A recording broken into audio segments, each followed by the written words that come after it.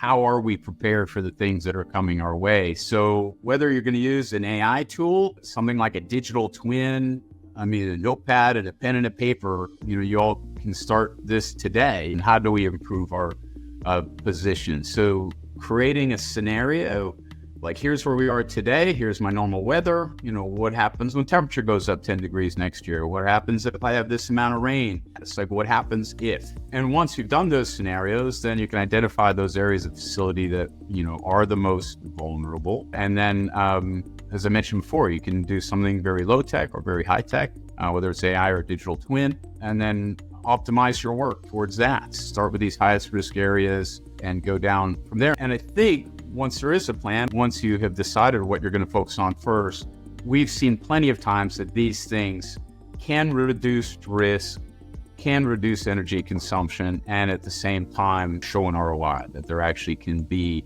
a positive business effect.